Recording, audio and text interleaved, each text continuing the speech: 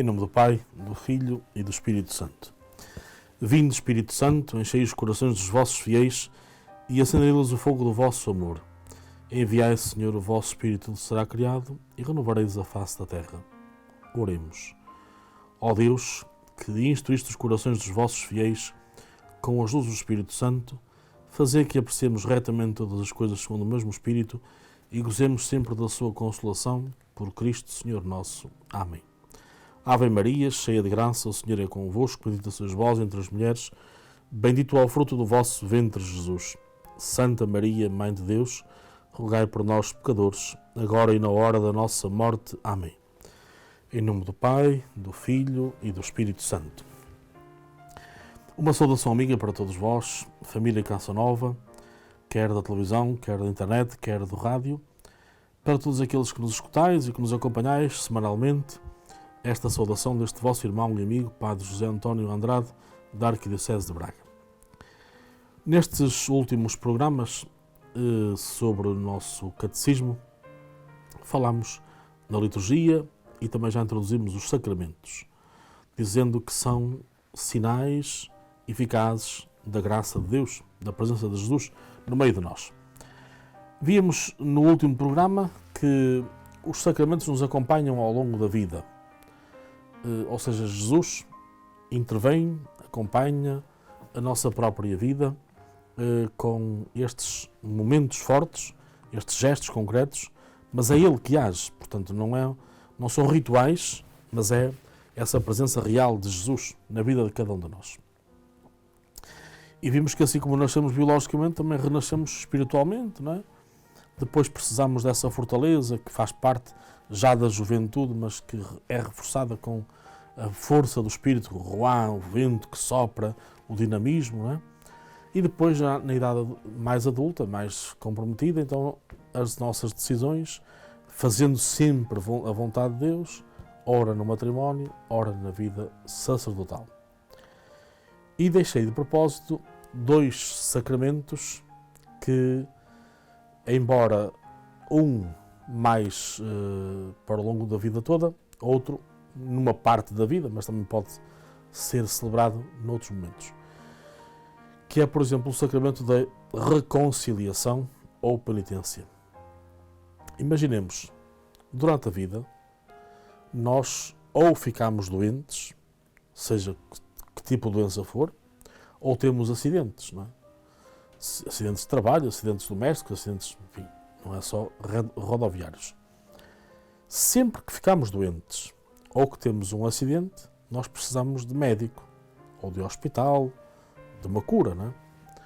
Pois também ao longo da vida nós somos pecadores e por isso precisamos, desde o uso da razão, por volta dos 7 anos, assim como pela primeira vez comungamos, também antes disso nos reconciliamos, porque já temos consciência, noção de que nem sempre fizemos o bem que devíamos ter feito, nem sempre fizemos, ou melhor, muitas vezes fizemos o mal que não queríamos fazer e, portanto, precisamos dessa purificação que Jesus nos dá no sacramento da reconciliação. Mas isto acontece desde a infância até ao declinar da vida. Portanto, é um sacramento que perpassa toda a nossa vida, não é? Não há um momento marcante só para a confissão. O mesmo se passa com a Eucaristia, não é? Eu falei da Eucaristia como alimento a partir do uso da razão, mas que também ninguém pode comer apenas quando é criança. Tem de comer todos os dias, não é? Portanto, são 2 sacramentos que nos acompanham diariamente. A Eucaristia pode ser apenas semanalmente, e também muitas vezes a confissão é semanalmente, mas pode ser de mês a mês, pode ser de 15. Isso depois varia sempre de pessoa para pessoa, consoante a consciência da própria pessoa. Agora, quando a Igreja, através dos seus mandamentos, nos diz confessar-se ao menos uma vez por ano, é para que nós tenhamos consciência que não passemos um ano inteiro sem nos confessarmos, não é? Mas precisamos de mais, porque até para as questões de saúde, difícil, pode acontecer que a pessoa não vá ao médico durante um ano. Pode acontecer. Mas também pode acontecer que de repente vá para as urgências, vai ter uma dificuldade.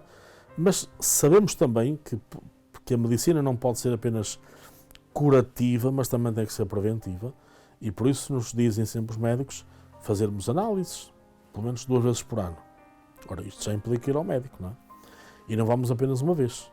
Então percebemos claramente que, como é importante cuidar da saúde biológica e psíquica, e também precisamos de cuidar da saúde moral. Portanto, então o sacramento da reconciliação e da Eucaristia têm que estar sempre muito ligados, muito interligados e acompanhados permanentemente.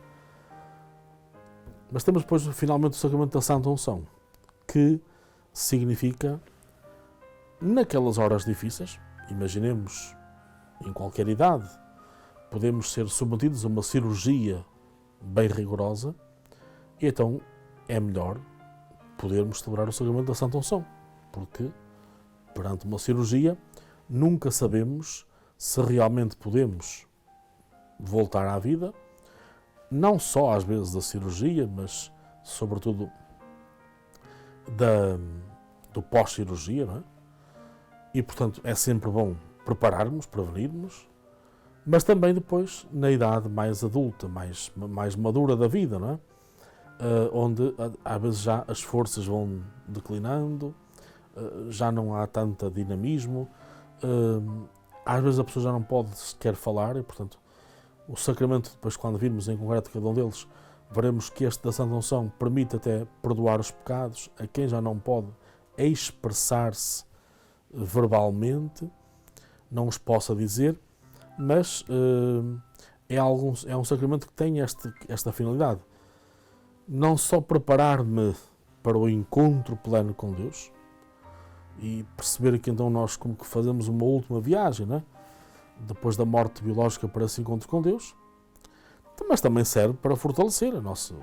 E há uma das orações deste sacramento que diz para que a pessoa possa restabelecer as suas anteriores ocupações, portanto, e quantas vezes as pessoas restabelecem, ficam curadas, portanto. Por isso é que os sacramentos também se agrupam em 3 pequenos grupos. E era importante que isto também estivesse muito claro entre nós para percebermos a riqueza deste manancial que nos apresenta o Catecismo. Um cristão só se pode considerar cristão adulto, consciente, maduro na fé, se tiver celebrado os 3 primeiros sacramentos, que é o batismo, a confirmação e a Eucaristia. É evidente que aqui a Santa Unção entra numa outra dimensão da nossa vida, mas vamos ver porque é que se diz estes 3 sacramentos. Como sabemos, a Igreja no princípio não batizava crianças, só batizava adultos. E o batismo dos adultos pressupõe fazer o catecumenado, uma catequese de inspiração bíblica que nos permite, através do Evangelho, através da Palavra de Deus, conhecer Deus e amar a Deus e depois dizer, estou aqui para entregar a minha vida a Deus, toda a vida. Portanto, então, quando a pessoa já é adulta, habitualmente esta preparação faz-se ao longo de 3 anos e na Vigília Pascal, perante o Senhor Bispo daquela diocese, aquele catecúmeno ou aqueles catecúmenos vão celebrar o batismo, a confirmação e a Eucaristia. E ao contrário daqueles que celebramos o batismo na infância, então celebramos o batismo, depois celebramos a penitência, antes de recebermos a Eucaristia, e depois a Eucaristia. E só mais tarde, na idade jovem, é que celebramos a confirmação. Então reparem, a ordem celebrativa é um bocadinho diferente, não é? O comum dos cristãos que nascem e são batizados como crianças, recebem o batismo, mais tarde celebram a penitência, logo de seguida a Eucaristia e na juventude a confirmação ou o crisma. Mas para quem começa a ser cristão já como adulto, já com idade adulta, no mesmo dia, na mesma celebração, celebra estes 3 sacramentos. O batismo, e depois no fim do batismo logo a confirmação, e no momento da Eucaristia a comunhão, primeira comunhão ou comunhão eucarística. Então estes 3 sacramentos, porque para muitos cristãos são celebrados de uma só vez, na mesma celebração. Para estes cristãos são a iniciação. Mas para aqueles que também celebram espaçadamente ao longo da vida, né? O batismo na infância, a penitência e a Eucaristia na primeira idade da razão e depois a confirmação na juventude, permitem então que a pessoa esteja adulta na fé. Então chamam-se sacramentos da iniciação cristã. A estes três primeiros. Ao sacramento da penitência, ou reconciliação e da Santa Unção, chamamos sacramentos de cura. Cura porque o perdão de Deus é uma cura. Cura, percebemos que o pecado é como fazer uma ferida, não é? Ou então o pecado deixa sempre marcas na vida de cada um de nós, e essas marcas podem naturalmente provocar feridas, seja porque alguém não foi amado quanto devia, alguém está a ser maltratado, alguém está a ser odiado. Portanto, há sempre marcas no coração do ser humano que vão prejudicando a relação desse ser humano com Deus e com os outros, e é preciso então ser a cura, acontece pelo perdão, e a Santa Unção, que naturalmente também manifestam essa cura física, muitas vezes acontece, mas sobretudo a cura no sentido espiritual, de permitir que a pessoa possa, mesmo quando depois da Santa Unção a pessoa não vive muitas mais horas, não é? Parte para o Pai, morre. Foi importante o sacramento, porque pôde perdoar os pecados, porque ela já não podia falar, e pôde prepará-la para essa viagem como que dando fortaleza. Porque o momento da morte, que às vezes é um bocadinho descurado, também nos devia fazer pensar um pouco, não é? Como acompanhamos os moribundos na hora da morte, não é? Percebendo claramente que a pessoa também passa por uma dificuldade nesse momento, não é? Nem sempre está preparada para se encontrar com Deus, nem sempre está preparada para deixar a realidade do mundo, portanto, essa luta interior tem que ser também serenada, e só pode ser serenada com a graça de Deus, não é? Com um dos sacramentos que é a Santa Unção. Então estes dois estão associados aos sacramentos de cura. E finalmente o matrimónio e a ordem, sacramentos de comunhão e de serviço. Já tinha dito uma vez, provocam comunhão na ordem com Deus e com o povo, não é? O padre tem esta missão de estar em sintonia com Deus e com o povo de Deus, por isso reza pelo povo de Deus, celebra com o povo de Deus, participa e, portanto, está sempre a fazer essa ligação. Os casais também, naturalmente. O casal começa logo por fazer comunhão, marido e esposa, e naturalmente depois servindo a sociedade com a geração dos filhos e a educação dos filhos. Não basta só gerar, mas também educar. Porquê é que nós precisamos dos sacramentos? Precisamos deles para crescer, além desta nossa vida humana e pequena, e para nos tornarmos, através de Jesus e como Jesus, filhos de Deus em liberdade e glória. Portanto, sem os sacramentos, nós não conseguíamos ser tão bons filhos de Deus, não é? Porque se Jesus não interviesse na nossa vida, nós ficaríamos muito mais afastados de Deus, não tínhamos dúvidas. Assim Ele vai nos dando aquilo que é a sua graça, isto é, a sua vida, ao longo da nossa vida, e porque aquilo que se pretende, e como podemos perceber, tudo está interligado. Quando no programa em que eu falei da vida eterna, dizia-vos que a vida eterna começou em nós a partir do batismo. Nós muitas vezes pensamos que é só a partir do dia da morte. Não. Eu já me comecei a preparar e já faço parte da vida de Deus desde o batismo. Então este batismo que regenerou-me para Cristo, que depois vai sendo purificado, não é? Através da reconciliação, alimentado pela Eucaristia, fortalecido pelo Crisma, e depois que me leva à tal comunhão e serviço dos irmãos, como sacerdote ou naqueles que são casados, para então depois, sim, da morte biológica, encontrar-me plenamente com Deus. Até aí, entrar na última etapa, na vida eterna, mas na última etapa. Mas essa vida eterna começou no batismo, não é? Então este começo no batismo significa que eu comecei uma etapa diferente da minha vida, que me vai permitir aproximar mais de Deus, identificar mais com Jesus Cristo. No fundo, aquela frase de São Paulo muito conhecida, que é: já não sou eu que vivo, mas é Cristo que vive em mim. A conversão a que nós somos chamados, e por exemplo no tempo do Advento e na Quaresma falámos muito de conversão, é exatamente isso, não é? É permitir que ao longo da minha vida, e quantos mais anos tiver melhor, não é? Neste aspecto, eu me possa parecer mais com Jesus Cristo, eu possa identificar mais com Cristo, tal forma que quando no fim da nossa vida, e se ela chegar, por exemplo, aos 100 anos, o nosso pensar, o nosso agir, a nossa linguagem possam ser a de Jesus Cristo. Não é? Nem sempre são, e então enquanto não forem temos que perceber que há algo a trabalhar em nós, mas a isto chamamos nós conversão. Converter é constantemente identificar-me com Cristo, perceber claramente que estou a fazer este caminho para depois o poder ver face a face, no fundo é isso. Mas o Catecismo apresenta-nos aqui um resumo muito interessante que permitam-me que leia para ficarmos com estas ideias mais claras acerca dos 7 sacramentos. No batismo passamos de ameaçados filhos humanos a protegidos filhos de Deus. Através da confirmação, passamos de pessoas que procuram a pessoas decididas. Reparem a grande diferença, não é? No batismo, passamos de filhos humanos, filhos de seres humanos, a filhos protegidos e amados de Deus. Na confirmação, passamos de pessoas que procuram a pessoas decididas. Não é?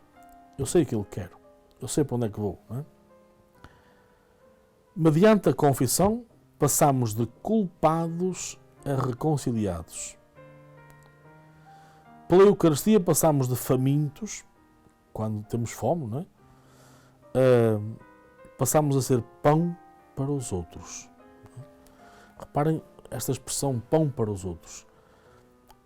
Eu, quando celebro a Eucaristia, e não apenas como padre que preside, mas quando celebramos a Eucaristia, todo o povo de Deus, o que é que nos tornamos? Pão para os outros. Porquê? Comunguei Jesus na Eucaristia para poder estar mais em sintonia com os outros, para poder servir melhor os outros. Então, ser pão para os outros é isto, é estar disponível para ouvir o outro, para uma palavra de incentivo ao outro, para uma correção fraterna com o outro, sempre para olhar para os irmãos com mais encanto. Não é?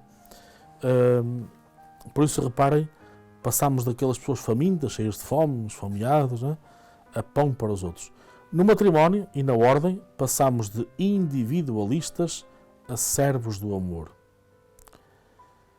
Através da unção dos enfermos, passamos de desesperados a pessoas confiantes.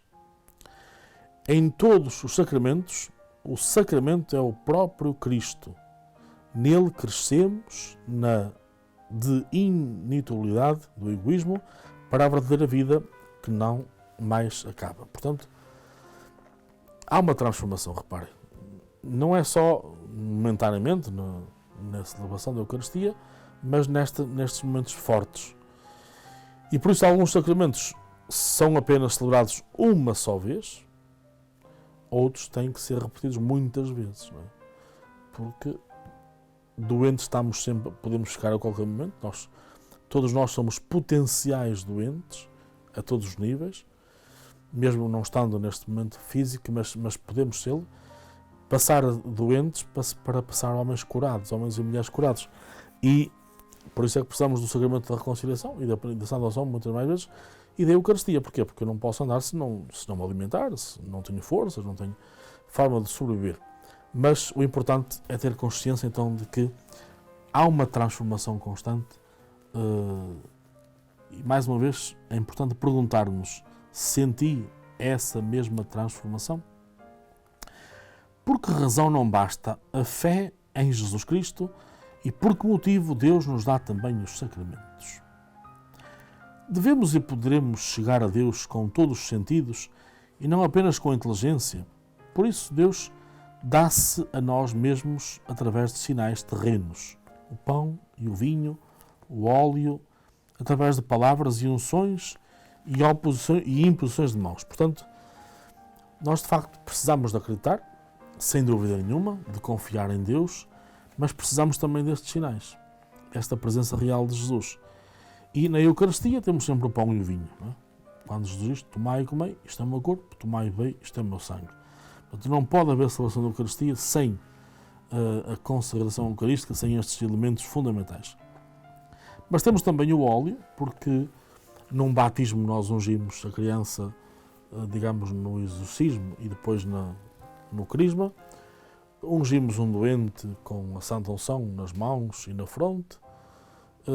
O sacerdote é ungido nas suas mãos para poder abençoar e consagrar. O bispo é ungido na cabeça para simbolizar também que é todo ele a força viva do Espírito para poder na sua diocese ter essa consciência do discernimento.